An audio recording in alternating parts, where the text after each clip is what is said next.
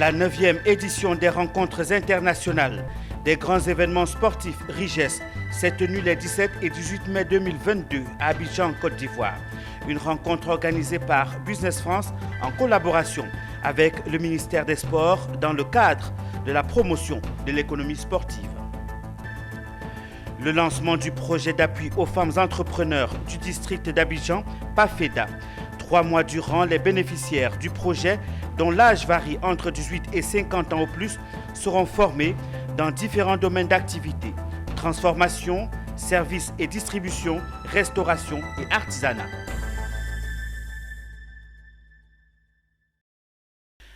Madame, Monsieur, c'est toujours un plaisir de vous retrouver sur les antennes de Business 24. Merci de suivre cette édition complète de l'actualité sur la télé utile.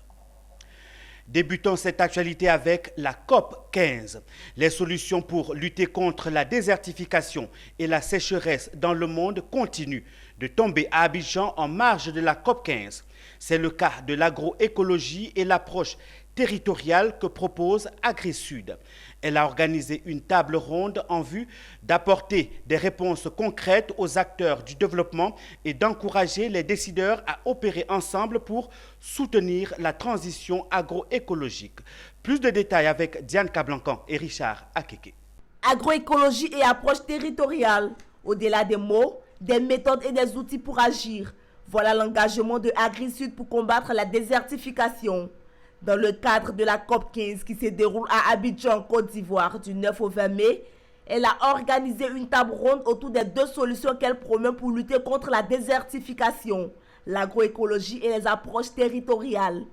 Au cours de cette table ronde, AgriSud a présenté les outils et méthodes qu'elle met en œuvre depuis de nombreuses années dans différents pays, notamment la Côte d'Ivoire. Les différents intervenants ont partagé leur expérience au travers des actions qu'ils mènent en Côte d'Ivoire et au Sénégal, entre autres. Et également de travailler avec les habitants du delta d'Atier pour trouver une solution à la pression foncière croissante. L'objectif de cette table ronde est d'apporter des solutions très concrètes aux acteurs du développement et d'encourager les décideurs à opérer ou soutenir la transition agroécologique de leur territoire. Une opportunité de partage d'expérience. Vous avez suivi avec nous la qualité des interventions de notre frère du Sénégal, de notre frère du Togo, de nos frères du ministère de l'Agriculture, des doctorants, des chercheurs et des présidents d'ONG, des dirigeants d'ONG, dont les interventions nous permettent de faire des pas de géants dans l'équation que nous avons à résoudre, c'est-à-dire quel type d'agriculture et des méthodes culturelles pour préserver nos terres et pour répondre aux exigences d'alimentation de nos populations. Ces interventions d'un haut niveau scientifique nous ont permis d'avoir des références.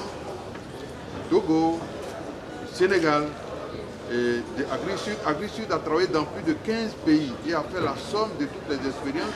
Donc c'est une mine de richesse d'expérience que nous avons à notre disposition. AgriSud participe à la COP 15 avec son partenaire ivoirien, le district autonome d'Abidjan. Ensemble, ils plaideront durant les 2 semaines en faveur d'un développement agricole durable et inclusif. Poursuivons notre édition. Une conférence de presse animée par 2 structures spécialisées dans l'architecture a eu lieu récemment à Abidjan. Il s'agit de l'AFEX, architecte français à l'export, et le club Abidjan-Ville durable. Elles ont expliqué le bien fondé de leur accord de collaboration pour l'intérêt du développement des villes de la Côte d'Ivoire, mais également ce qu'elles apporteront à la jeunesse ivoirienne au travers des formations sur l'architecture. On en sait un peu plus avec ce reportage que nous proposent Anja Sémian et Doumbia Ayouba. 2 structures dont la vision est de mettre en œuvre des projets de construction de villes durables en Côte d'Ivoire conjuguent leurs efforts par un partenariat. Il s'agit de l'AFEX, architecte français à l'export, et le club Abidjan-Ville durable. En prélude de cet accord de collaboration, elles ont tenu une conférence de presse pour présenter leurs objectifs. L'objectif principal du colloque d'aujourd'hui, c'est d'essayer de réunir les différents acteurs du monde de la construction et de la fabrication de la ville, notamment de la ville durable, autour de sujets qu'on a évoqués déjà ce matin. Abidjan a accueilli un colloque sur l'architecture et la ville durable. Cette rencontre a enregistré la présence des autorités locales et les échanges portés sur la réalisation future des villes durables. C'est dans ce contexte que les acteurs clés entendent apporter leur expertise en matière d'architecture en tenant compte du volet culturel ivoirien.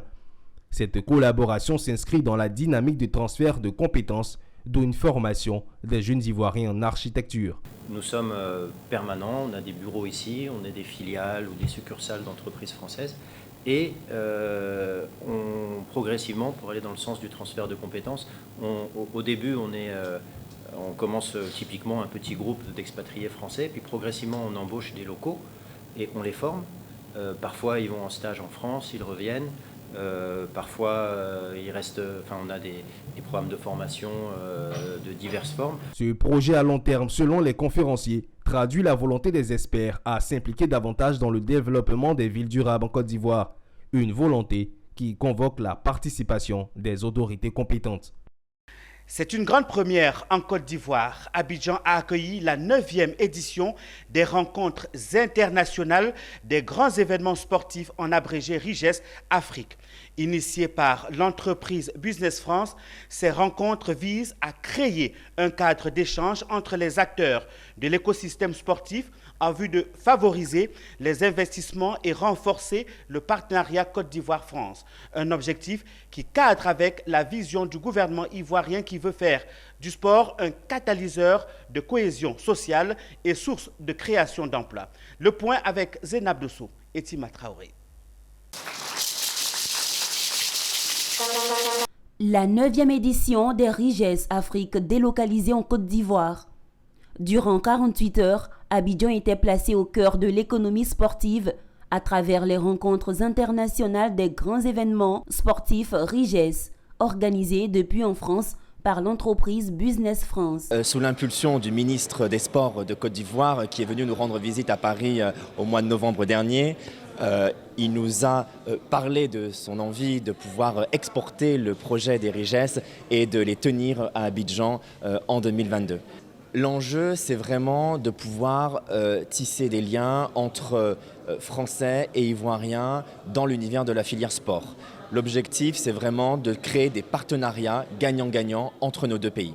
Ces rencontres internationales des grands événements sportifs se déroulent à Abidjan, alors que la Côte d'Ivoire se prépare à accueillir la 34e Coupe d'Afrique des Nations en 2023.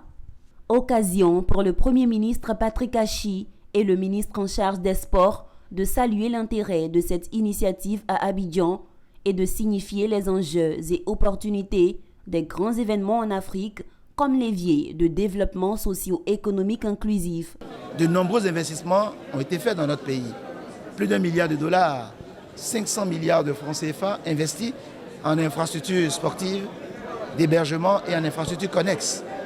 Il était important donc de partager les expériences avec le monde des affaires français et nous-mêmes nous préparer pour optimiser l'organisation de cet événement majeur en Côte d'Ivoire, mais surtout préparer l'exploitation future et la pérenniser ces investissements importants qui ont été faits par notre pays.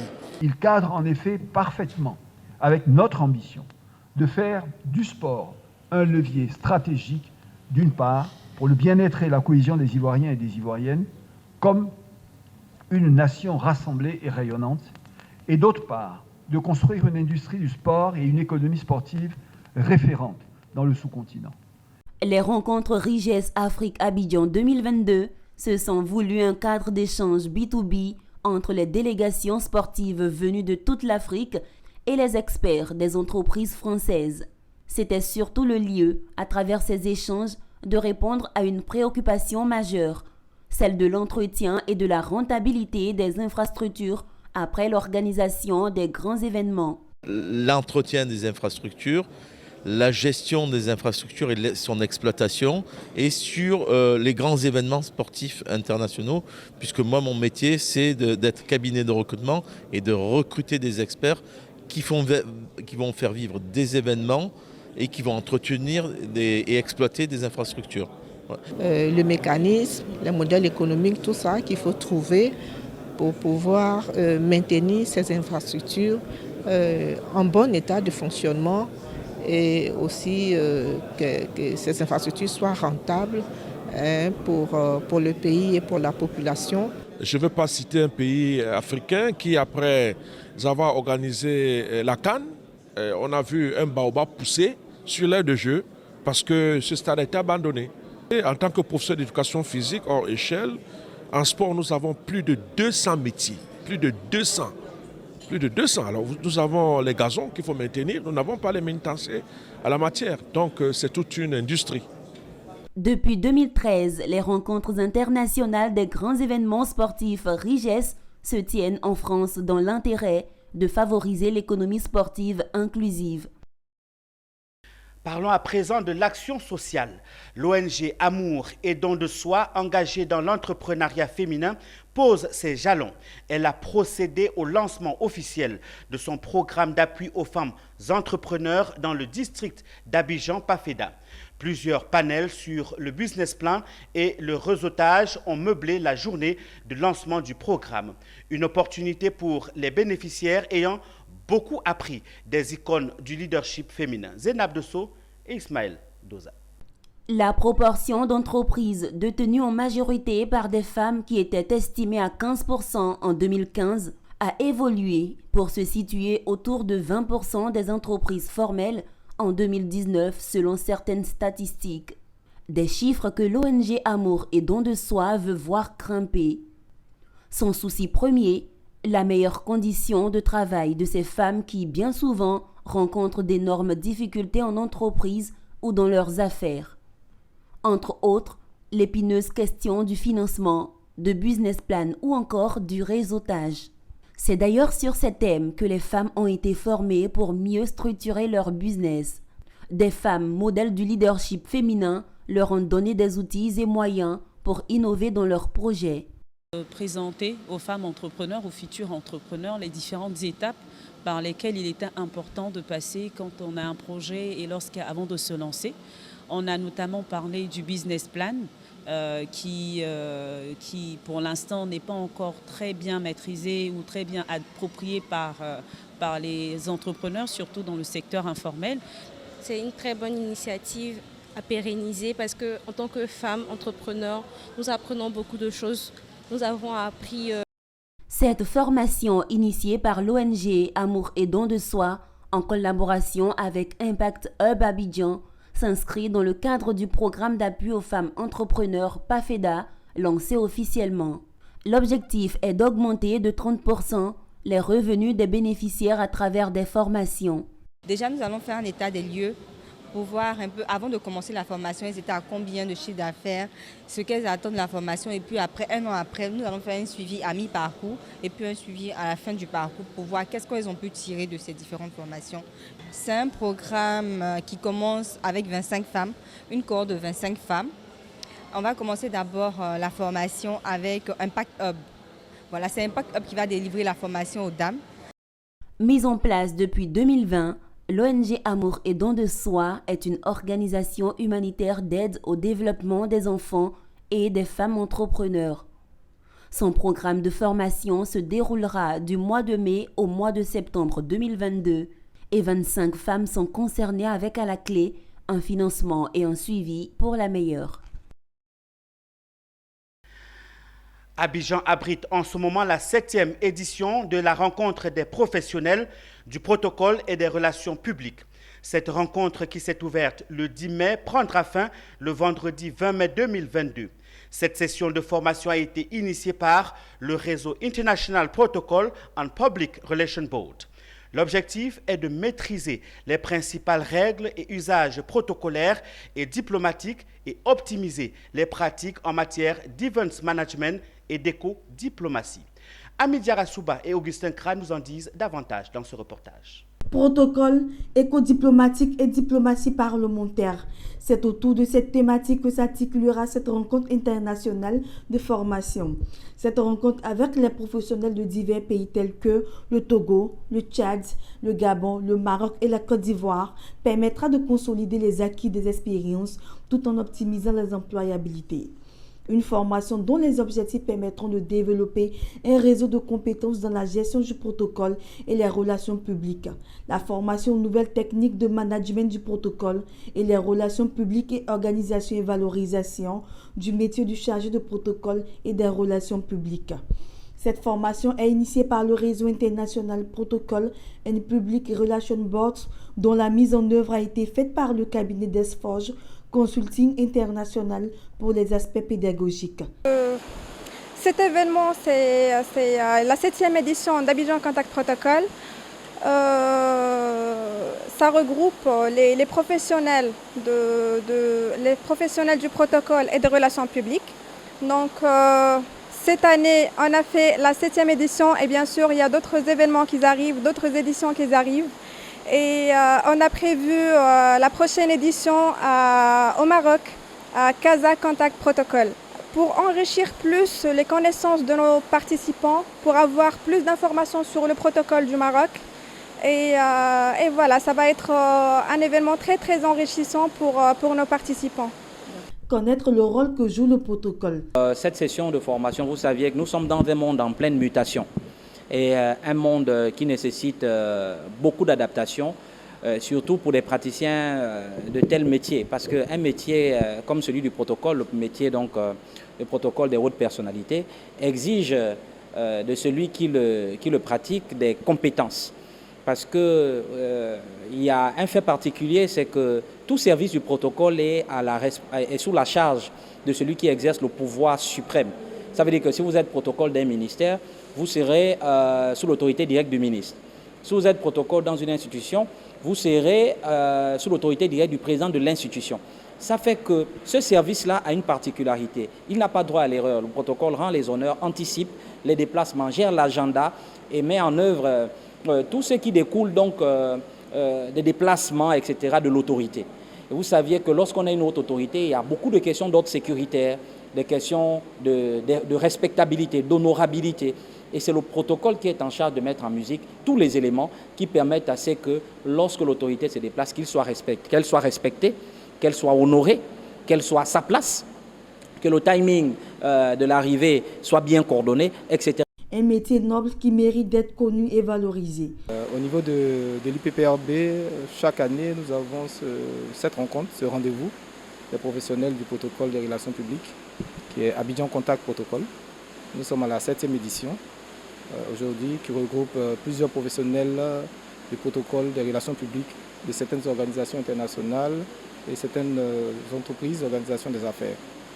Et c'est un rendez-vous qui permet de renforcer les capacités de ces professionnels d'un métier qui n'est pas assez compris ou connu du grand public, mais qui est un métier noble et dont l'importance apporte de la qualité dans l'image de nos institutions, de nos autorités et des personnalités qui incarnent nos différentes institutions.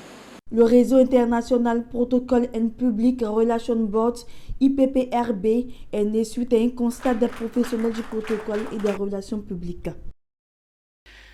Parlons de paludisme à présent. Mans, la capitale de la région du Tonkoui, a accueilli la 14e édition de la finale du concours interécole dénommé Les écoliers contre le paludisme. Organisé par le Programme national de lutte contre le paludisme, ce concours interécole veut inculquer aux enfants les comportements et gestes salvateurs contre le paludisme. La rencontre a eu pour cadre l'école primaire publique Péraldi de Mans. Les détails avec Philippe Zabo et Ézéchiel Seri.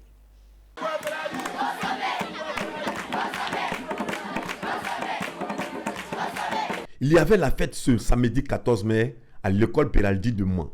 Une fête contre le paludisme. Une fête ponctuée d'épreuves de poésie, de jeux de crack, de sketch et de dessins, tous ayant attrait au paludisme.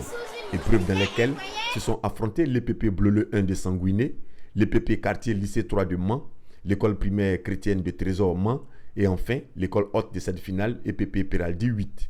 Après 4 heures d'affrontement, c'est l'EPP Peraldi 8 qui est sorti victorieux du concours, les écoliers contre le paludisme. Il faut dire que c'est difficile.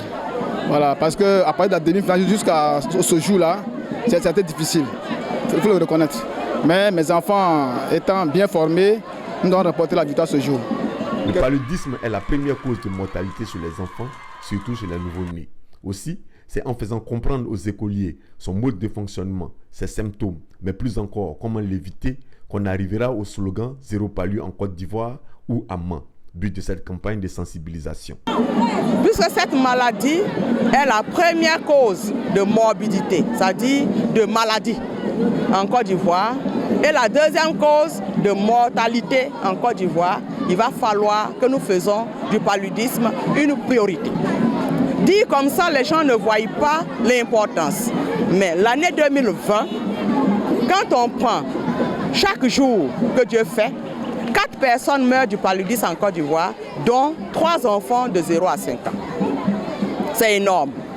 Le paludisme attaque la racine, les enfants de 0 à 5 ans et les femmes enceintes. C'est dire l'importance du paludisme dans nos sociétés. Lutter contre le paludisme, c'est dire oui au développement. Le paludisme fuit avec le développement. Donc ensemble, mettons-nous ensemble, conjuguons nos efforts, que tu sois du ministère de la Santé, des autres ministères, conjuguons nos efforts pour lutter contre le paludisme en Côte d'Ivoire, pour une Côte d'Ivoire émergente d'ici 2030. Qui retient une eau pour se reproduire. Belle dame à nos fêtes. Pourquoi le paludisme intitulé Nous pouvons le vaincre.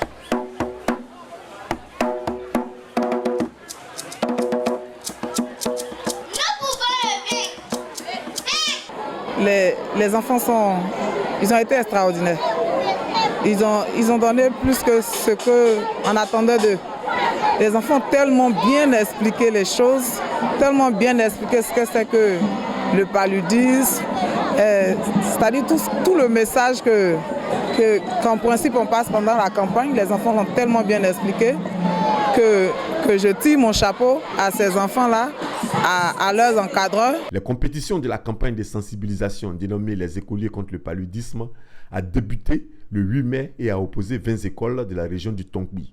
Toutes ont été récompensées.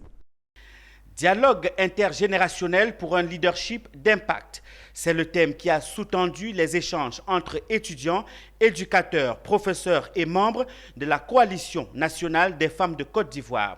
Les échanges ont permis d'orienter et d'encadrer les étudiants pour une prise de conscience de l'importance de l'école afin de devenir des leaders de demain. Reportage Philippe Zabo et Marius Seri. Ce sont des échanges transversaux entre étudiants, professeurs et société civile, puis des échanges longitudinaux entre jeunes et personnes âgées qui ont émaillé la cérémonie organisée à l'endroit des étudiants du CBCG par la Coalition des femmes en Côte d'Ivoire. Ceci pour appliquer la résolution 1325 de l'ONU qui demande une plus grande implication des femmes dans les débats politiques et sociaux. Suite à toutes les activités que nous avons mises en œuvre, nous avons vu que non seulement les femmes, mais les jeunes filles aussi sont donc brimées. Alors nous avons, dans le plan d'action mis en œuvre par la Côte d'Ivoire, il figure une activité qu'on appelle le dialogue intergénérationnel. Et nous avons dit que le dialogue intergénérationnel a besoin d'être mis en œuvre pour que les jeunes filles prennent la parole, pour qu'elles retrouvent leur place. Pendant les échanges, les jeunes en général et les étudiants en particulier ont été cloués au pilori pour indiscipline, désintérêt des études et inculture, ce qui ne fera pas d'eux des leaders. Chose qu'ils ont reconnue. Ce que j'aimerais vous dire aujourd'hui, que j'ai retenu au cours de cette conférence, est que nous avons été vraiment enseignés, nous avons été éclairés concernant nos comportements qui pourraient être une entrave à notre leadership de demain. Je défends les professeurs ce qu'ils disent parce que c'est vrai, aujourd'hui tu remarques que dans les salles, même quand le professeur parle, il n'y a plus de respect et c'est ce qui fait qu'on n'arrive pas à évoluer. Nous gérons des élèves, des étudiants. Et aujourd'hui, le constat sur le plan scolaire a montré que le dialogue avec nos enfants est difficile. Et particulièrement avec les jeunes gens qui sont en fin de cycle pour entrer dans la vie active. Au thème de la cérémonie, un cadre d'échange a été mis en place entre étudiants et encadreurs pour pérenniser les discussions. C'est ici que prend fin cette édition d'information sur Business 24. Merci à tous ceux qui nous suivent à Mama, Daoukro, Beleban, Kabakouma et partout en Côte d'Ivoire sur le bouquet, canal 171 et sur notre page Facebook www.business24tv.com. Au revoir.